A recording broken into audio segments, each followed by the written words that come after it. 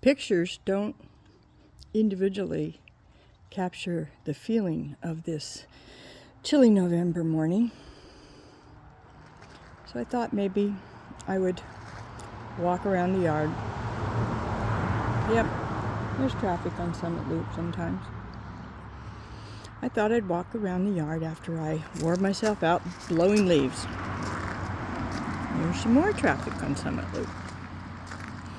We live in a rural area, but there is still a road. It's not quite a major road, but it's definitely a popular road. It's a loop.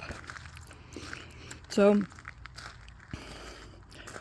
one of the things I try to do in November is blow the leaves. And it's amazing to me how much I love blowing the leaves. I no longer have to rake or pick up piles. Mo has taken over that job, but I can still manage the blower. And I got quite a bit done this morning in just a little over an hour. We blew the leaves about a week ago, but as you can see, there's still lots of them to come down. And the leaves are changing fast now. They're coming off the trees quickly. The roses are pretty much done blooming up here.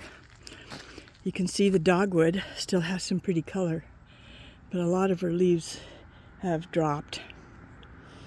Now we have a car coming up Village Lane, which is a very quiet street, except in the morning when people are on their way to the grocery store.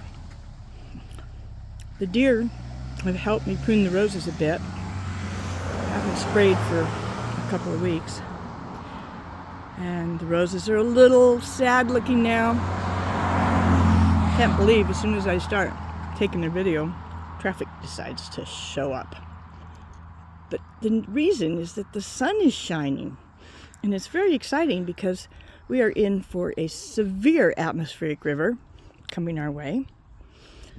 Tomorrow is Tuesday. This is Monday. And so I thought it would be nice to get out, even though it's quite chilly, and help get the leaves up. And we know there's going to be a lot more leaves to get up before long. But we have discovered over the years that if we pick them up periodically, it does help a bit to keep it from being quite such a big pile of leaves to pick up at the end. Biggest mistake we ever made was waiting until spring to pick up the leaves. My little chrysanthemums that I planted last fall bloomed beautifully when they were small. I pinched them back, like they said, on the 4th of July to about 4 inches tall.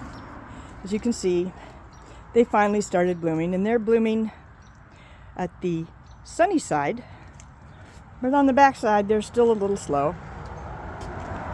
My sedum, one of the most popular plants in English perennial gardening, is flopping a little because of all the rain. The ground cover showed up when I put a pot here, and the ground cover that was in the pot decided to take over. I'm going to let it and see what happens. As you can see, I raked a little bit to make that blown pile into a pile. Down there, I just blew it. And as you can see, 3 days later, there's a lot more leaves down here. Our beautiful maples that are one of the things I was so excited about being able to plant when we bought this property. I knew that I could grow Japanese maples because they grow all over town. So I planted 3. This one, which is our bloodgood. This one, which has a beautiful name that I have forgotten. And the other bloodgood up there that Deborah bought, which is taking a few years to catch. The Pieris japonica has finally caught, and in the spring it looks almost as pretty as the ones at the gardens over in Brookings. I took down all the Halloween decorations, but I left up the fall decorations so that when family comes for Thanksgiving, there'll still be some decorations up. Last summer, I dug out the monster blue fescues, put them somewhere down by the fence, and planted young blue fescues that are children of the monsters. These things grow like crazy here, and they make a ton of babies, as you can see down under there. I have given away babies to my friends, to my family, and they are doing well in several different places. They're native to Idaho. Here's the plant that kind of drives Mo and I both crazy, but I think I love it more than she does. The beautiful hydrangea that turns burgundy in the fall and won't bloom except on old wood. So if I prune it right now, it won't bloom next spring. But there's one flower there that I cut off that managed to get away from me, and I stuck it in that bush. Completely freaked Mo out because she had no idea what it was. I had to explain it to her. I did take down the Halloween tree. There's our little oak that started by itself, and it's getting bigger and bigger every year. The cherry trees, unbelievably, are just holding on.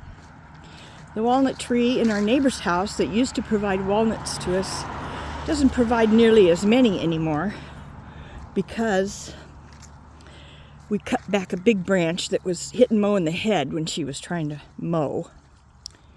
As you can see, I have my Love Conquers All sign there. It gives me $20 a month off my club membership to go swimming. Here is the wastewater coming out of our water system. This water is very high in salts. It has been through the saltwater softener. The original water is salty, and now it's down going through the filters that create pure water that goes into the tank, but the wastewater, which is even more concentrated stuff, used to go out into the ditch. And Mo rewired all of this so that the saline water can feed our photinia. And we have read enough, and we hope that the saline water, the photinia being a plant that grows well in the desert in saline soils, or at least alkaline soils, will do okay. And I see it's time for me to come down here and pick up some more walnuts. I might do that later after I finish this little walk. This is a wild rose that just grows by itself. And this is our neighbor's yard that used to be owned by a couple that were meticulous and kept it absolutely perfect. It's no longer perfect. It's very, very wild. It's a place where the deer like to hang out. The shrubs that once bloomed beautifully against the house and were trimmed beautifully, now the rhododendrons are pretty sad, and sometimes they'll send up a flower, but not often. But the advantage of this is that when we are at our house, we barely see it because of all the stuff that's growing. Here are, well, this is, oh God, I can't remember the name. But this is one of the roses that Deanna bought me for my birthday. Still blooming in November and still smelling absolutely beautiful.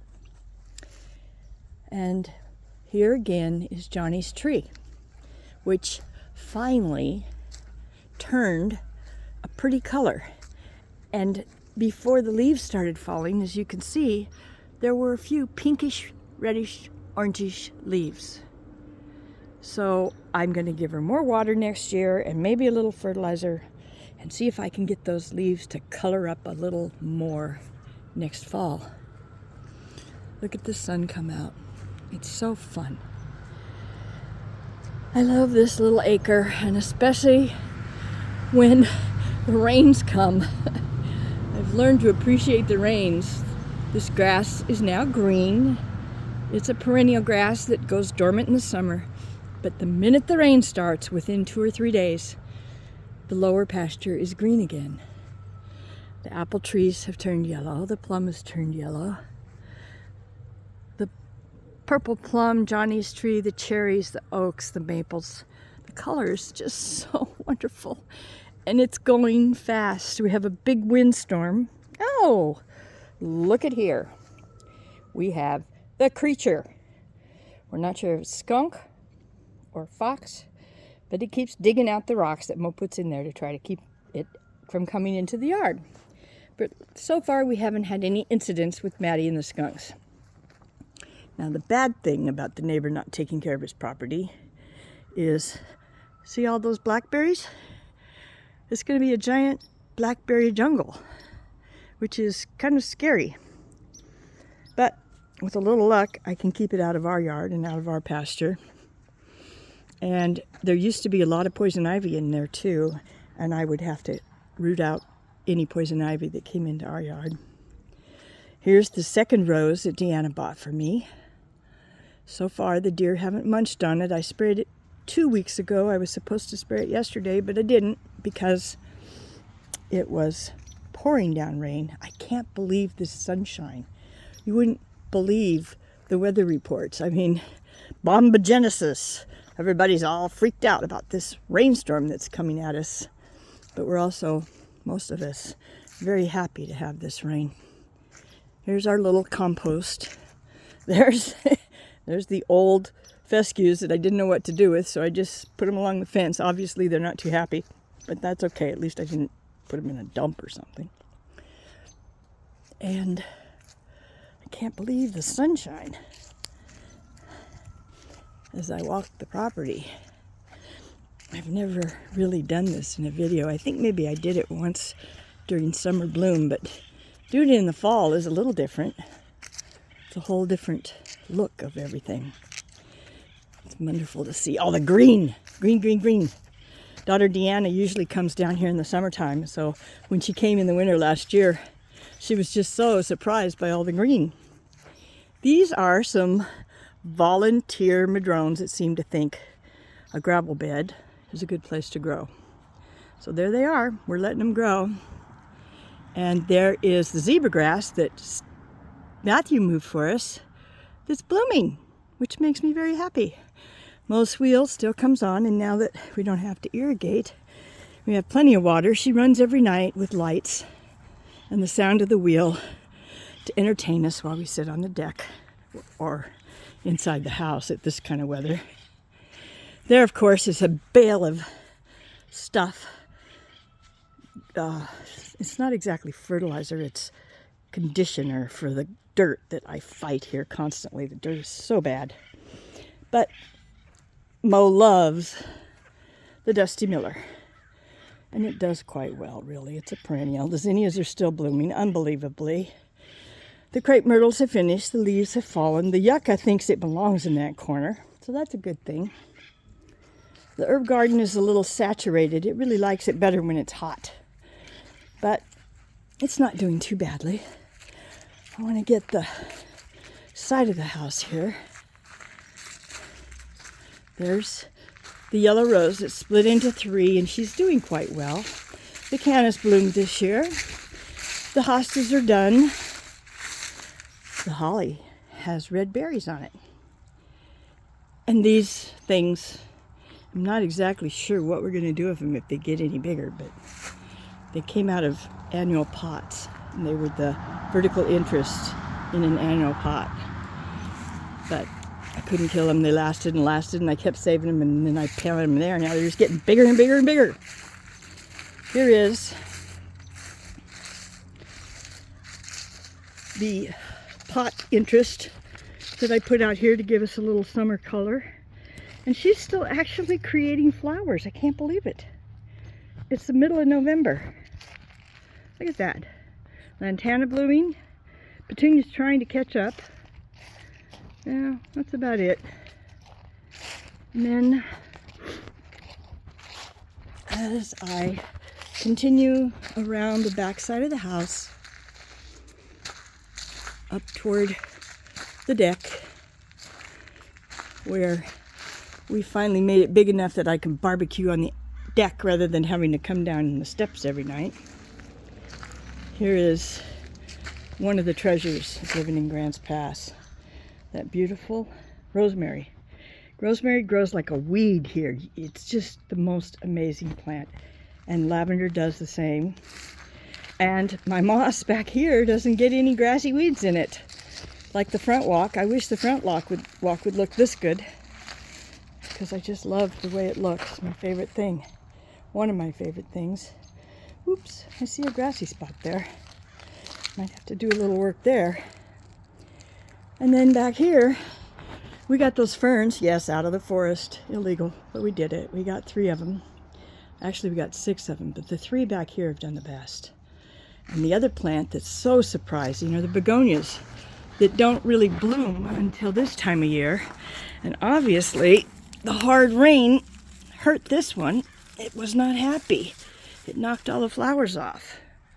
Darn. But this guy's doing better. It loves the cool fall temperatures.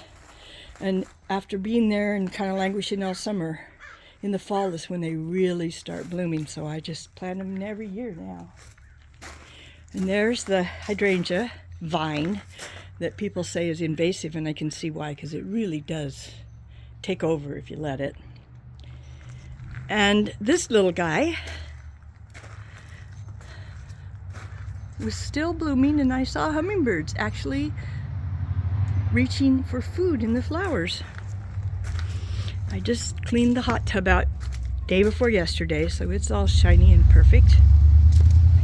And we've just about made the full circle. There's the blower. There's the part that I blew a week ago. As you can see, it's all covered with leaves again. And the truck is waiting for Mo to pick up all the leaves that are in piles that have been blown, and we'll make a trip to the dump.